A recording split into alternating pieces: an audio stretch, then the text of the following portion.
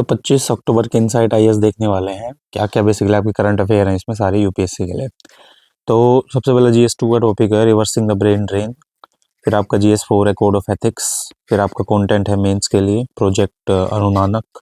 और फिर फैक्ट्स हैं प्रीलिम्स के लिए polio forex reserve Indo Tibetan border force PM अभियान अभीम चिल्ड्रंस बुकर प्राइज और ICC fast patrol vessels western Ghat. अब रिवर्सिंग क्या है ब्रेन ड्रेन का। देखो जो गवर्नमेंट ऑफ इंडिया है प्लान कर रही है नई स्कीम। तुमने देखा होगा कि इंडिया से लोग क्या करते हैं यूएस और यूके चले जाते हैं एक अच्छे बेसिकली जो उन्होंने अच्छे इंजीनियरिंग या हेल्थ केयर या बाकी अकाउंटेंसी वगैरह में लोग होते हैं वो उधर जाके काम करते हैं। लेकिन गवर्नमेंट क्या कर रहा है अट्रैक्ट करने के लिए इंडियन ओरिजिन्स को रिसर्चर्स को साइंटिस्ट को एक स्टेम फील्ड बेसिकली यूएस से यहाँ पे आ रही है। ठीक है, बेसिकली यूएस में जाते थे पहले लोग, तो अभी यहाँ पे क्या इंप्लीमेंट कर रहा है स्टेम फील्ड। और जो रिसर्च पॉलिसीज हैं ट्रम्प एडमिनिस्ट्रेशन में वो टाइटन की जा रही है। अब इसमें क्या है ब्रेन ड्रेन क्या होता है। देखो जो माइग्रेटेड है skill professionals scientist researchers developing countries में जाते हैं एडवांस इकोनॉमिक के लिए बेसिकली एक बेटर अपॉर्चुनिटी सीख करने के लिए फंडिंग के लिए रिसर्च फ्रीडम्स के लिए। तो इंडिया से काफ़ी सारे लोग उठ के जाते हैं और इंडिया क्या है लार्जेस्ट एक्सपोर्टर है टैलेंट का उस केस में, क्योंकि सारे ही लोग यहाँ से उठ के वहाँ चले जाते हैं। अब 2024 का अगर देखो अराउंड 13 लाख इंडियन ने रीअनाउंस की है सिटीजनशिप बिटवीन 2015 से 24 के बीच में। और नियरली 1.6 लाख इंडियन इंडस्ट्रीज हैं जो आपकी परस्यू करते हैं रिसर्च और डॉक्टर स्टडीज़ को यूएस में। अब इंडिया स्पेंड कर रहा है 0.65 ऑफ द जीडीपी आरएनडी पे और कंपेयर करता है 2.7% ऑफ चाइना जो आपका 3.5% है यूएस में जो टैलेंट आपकी यहाँ पे ड्रॉ कर रहा है। आरएनडी पे इतना कम स्पेंड है इनको लोगों का इंडिया में, क्योंकि सारा पैसा तो स्कीम्स में चला जाता है फालतू की। अब जो पॉलिसी अनसर्टेनिटी है यूएस में वो कैसे काम कर रही है। तो देखो पॉलिसी अनसर्टेनिटी है अगर यूएस की तुम बात करो तो उसमें सीधी सी बात है तुम्हारी जो इमिग्रेशन रूल्स हैं कट्स हैं एंटी साइंस पॉलिसीज है ट्रम्प एडमिनिस्ट्रेशन में वो पुश करती है इंडियन रिसर्चर्स को स्टेबिलिटी लेने के लिए। और जो इंडियन रिसर्चर्स इकोसिस्टम है जैसे एक्सपेंशन ऑफ एआई सेंटर्स हो गया सुपर कंप्यूटिंग इंफ्रास्ट्रक्चर हो गया या डिजिटल रिसर्च प्लेटफॉर्म्स हो गया वो सिग्नल करते हैं डोमेस्टिक रेडीनेस को। गवर्नमेंट के इंसेंटिव्स भी ऐसे काम करते हैं जो रेपुटेशन पैकेजेस है रिसर्च ग्रांट्स हैं स्टार्टअप सपोर्ट्स है और बेसिकली स्ट्रॉन्ग पुल फैक्ट्री तरह आपका काम करता है। और इमोशनल और आइडियोलॉजिकल पुल क्या है एक renewed sense of national contributions है जो बिलोंग करता है आपके स्ट्रेंथ करता है इंडिया की जियोग्राफिकल साइंस को।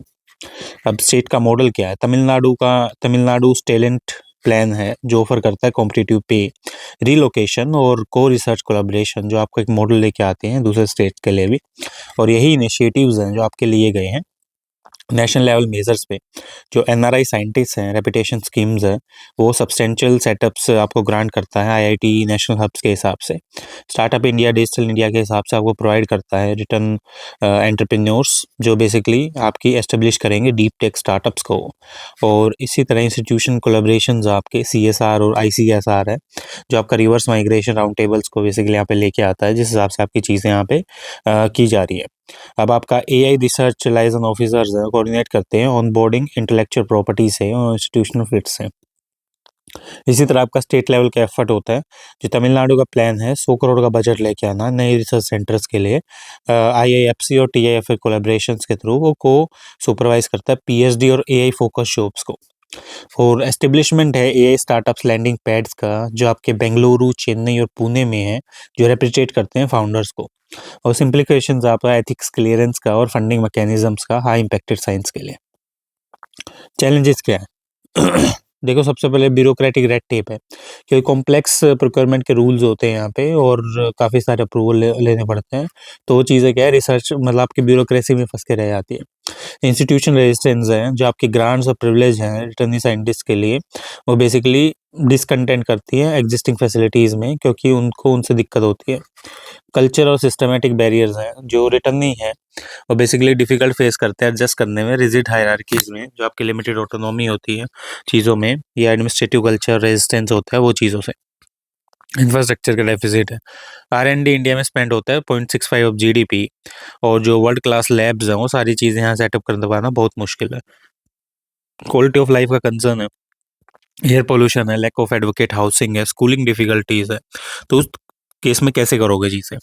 ईज़ ऑफ डूइंग रिसर्च है, एक सिंगल विंडो डिजिटल पोर्टल है प्रोक्योरमेंट्स के लिए, फंड रिलीज के लिए, हायरिंग अप्रूवल्स के लिए, जो मिनिमाइज करता है ब्यूरोक्रेटिक लैग को। ऑटोनोमस रिसर्च क्लस्टर्स हैं, इंस्टीट्यूशनल रिफॉर्म्स हैं, और आपका ग्लोबल मोबिलिटी फ्रेमवर्क्स है। इंक्रीज करता है आर एंड डी स्पेंडिंग्स को, कि कैसे ये सारी चीज़ें होंगी आपकी। ठीक है, ये चीज़ें देखी जाती है। अब जैसे कोड ऑफ एथिक्स है आपका, सेकंड टॉपिक है आपका, institution of chartered accountants of India में कोड ऑफ एथिक्स परमिट करता है आपकी advertising firm website making a progressive steps toward the ethical modernisation. Basically अभी रिसेंटली क्या आया है कि आप एडवर्टाइज कर सकते हो अपने सर्विसेज को, या फर्म की भी वेबसाइट बना सकते हो। आईसीआई के अकॉर्डिंग ये चीज़ें आपकी आई है। तो इससे क्या होगा, जो इंडिया में क्या है, बिग फोर जैसी बड़ी बड़ी कंपनियां हैं जो बाहर से आपकी आती हैं और इंडिया में काम करती हैं, तो जो इंडियन चार्टर्ड अकाउंटेंट्स हैं वो पीछे रह जाते हैं। अब जो कोड ऑफ एथिक्स है मॉडिफाई करता है मोरल फ्रेमवर्क को, जिससे आपकी गवर्न करना, कंडक्ट करना, प्रोफेशनल एक्ट्स लेके आना, ऑनेस्टी, इंटीग्रिटी और अकाउंटेबिलिटी के लिए वो कस्टोडियन है आपका पब्लिक ट्रस्ट का। ये प्रोवाइड करता है ethical directions during the dilemma, balancing, और आपका लीगल कंप्लायंस और मोरल डिस्क्रीमेंट। और जो सस्टेनिंग इंस्टीट्यूशनल क्रेडिबिलिटी है, सोशल लेजिस्लेटिव है, वो चीज़ भी लेके आता है। अब जैसे डिफाइन करता है मिशंस और वैल्यूज़ को, ये बेसिकली ऑर्गेनाइजेशन और एथिकल डीएनए है, जो कोर मिशंस और स्टैंडर्ड्स के हिसाब से ट्रांसलेट करता है प्रिंसिपल प्रैक्टिस में। स्पेसिफाई करता है एक्सेप्टेबल और प्रोहिबिटेड बिहेवियर, जो आपका मोरल बाउंड्रीज को डिस्कस करता है आपका प्रोफेशनलिज्म में। गाइड करता है डिसीजन मेकिंग को, एक एथिकल कंपास है जो रिजोल्व करता है कॉन्फ्लिक्ट्स को, जहाँ पे लो आपका साइलेंट है, और प्रमोट कर रहा है आपका कंसाइंस बेस्ड जजमेंट को। प्रमोट करता है एथिकल कंप्लायंस को, जो आपकी ट्रांसपेरेंसी है, रिस्पॉन्सिबिलिटी है, वो सारी चीज़ें आए, और इंश्योर करता है अकाउंटेबिलिटी को। अब कोड ऑफ एथिक्स क्या है, कंप्लाइंस बेस्ड कोड आपका, जो लीगल एनफोर्सेबिलिटी में एस्टेब्लिश करता है आपका प्रोसीजर नॉर्म्स को, और मैल प्रैक्टिसेस हैं जो भी आपकी डिफाइन होती है, पेनल्टीज, और इंश्योर करता है एथिकल बिहेवियर आपका मेंटेन हो। वैल्यू बेस्ड कोस्ट है, जो ट्रांसलेट करता है लीगल बाउंड्रीज को, एम्फोसाइज करता है सेल्फ गवर्नेंस को, मोरल इंट्रोस्पेक्शन सीखता है गाइडिंग करने के लिए कंडक्ट को। प्रोफेशनल कोड ऐसे ही काम करता है। अब इम्पोर्टेंस क्या है, देखो जो डिसीजन मेकिंग है उसमें एथिकल कोड इंजेक्ट करते हैं एडमिनिस्ट्रेशन चॉइसेस को, जिसकी वजह से आपका चीज़ें हैं काफ़ी ठीक हो जाती हैं। पब्लिक ट्रस्ट और लेजिटिमेटी है, जो कन्वर्ट करता है अथॉरिटी को सर्विस में, और इंश्योर करता है सिटीजनशिप को आपके क्रेडिबिलिटी नोट द कोरेशंस में। कॉन्फ्लिक्ट प्रिवेंशन क्या है, अगर आप ड्रॉ करोगे मॉरल बाउंड्रीज को, एथिक कोड्स को, करप्शंस को, तो वो चीज़ यहाँ पे आएगी आपकी। और कल्चर स्टैंडर्डाइजेशन क्या होता है, यूनिफाइड एथिकल फ्रेमवर्क है, जो हार्मोनाइज करता है डिपार्टमेंटल कल्चर्स को। ठीक है, इसी हिसाब से आपकी सारी चीज़ें यहाँ पे काम करती है। अब जो चैलेंजेस क्या है कोड ऑफ एथिक्स के, इंटरप्रिटेशनल एम्बिग्यूटी है, जो मॉडल क्लोज है वो रूम बेसिकली सब्जेक्टिव एनफोर्समेंट्स के लिए लेके आता है। कमर्शियल टेम्पटेशंस है, मार्केट कॉम्पिटिशन क्या है, ब्लर करता है एथिकल क्लैरिटी को और प्रॉफिट शेडोज को, तो उस हिसाब से आपकी सारी चीज़ें देखी जा सकती है। लैक ऑफ मोरल ट्रेनिंग है, जो आपकी एथिकल एजुकेशन कंप्लायंस के हिसाब से काम करती है, और रिकमेंडेशंस भी यही दी जाती हैं कि किस हिसाब से चीज़ें की जाए रूल बेस करके। अब जैसे प्रोजेक्ट अनुदानक है, एक बोर्ड ऑर्गेनाइजेशन का, वो सेलिब्रेट किया है 18 रेजिंग डे पे आपका नाहरगुन में, जो 17 ईयर्स का ट्रांसफॉर्मेशन लेके आ रहा है इंफ्रास्ट्रक्चर ग्रोथ में अरुणाचल प्रदेश में। बेसिकली क्या है, ये बीआरओ का प्रोजेक्ट है जो डेडिकेट करता है बिल्डिंग और मेंटेन करता है strategic road infrastructure Arunachal Pradesh में, रिमोट हाई एल्टीट्यूड और बॉर्डर रीजन्स पे।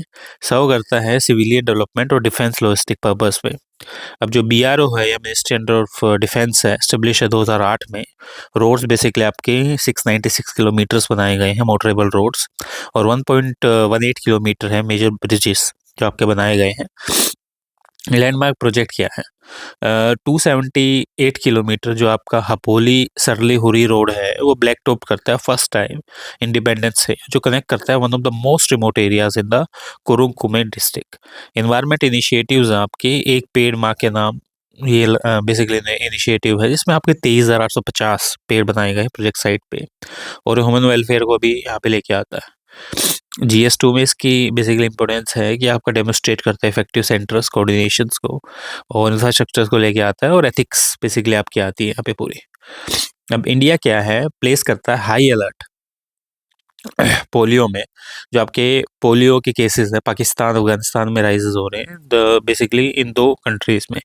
पोलियो क्या है, एक हाईली इन्फेक्टिव वायरल डिजीज है जो आपकी प्राइमरी अफेक्ट करता है नर्व सिस्टम को, पैरालिसिस हो जाता है और इवन डेथ भी हो सकती है। डिजीज मेनली टारगेट करता है चिल्ड्रन को under the 5 year of age, लेकिन वैक्सीनेटेड इंडिविजुअल्स होते हैं वो बेसिकली रिस्क पे रहते हैं।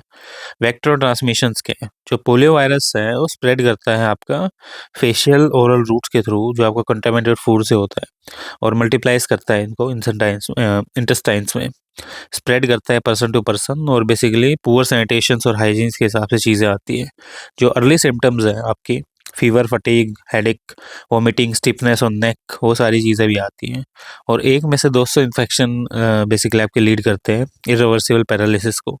5 से 10% पैरालिसिस आपकी इमोबिलाइजेशन ऑफ ब्रीदिंग मसल्स के हिसाब से होती है। ट्रीटमेंट और प्रिवेंशन क्या है? कोई क्योर नहीं है इस चीज़ का, क्योंकि ये प्रिवेंटेड होती है वैक्सीनेशन के थ्रू ही। 2 टाइप की वैक्सीनेशन यूज होती हैं, ओरल पोलियो वैक्सीन और inactivated polio vaccine. Polio India और पोलियो इरेक्शन क्या है? देखो, लास्ट केस रिपोर्ट हुआ 2011 में, और पोलियो फ्री सर्टिफिकेशन ग्रांटेड किया गया था WHO के द्वारा 2014 में, after the 3 years without any new cases. Achieve किया गया था pulse polio immunization programme mission Indradhanush, जिससे सारी चीज़ें खत्म हुई थी।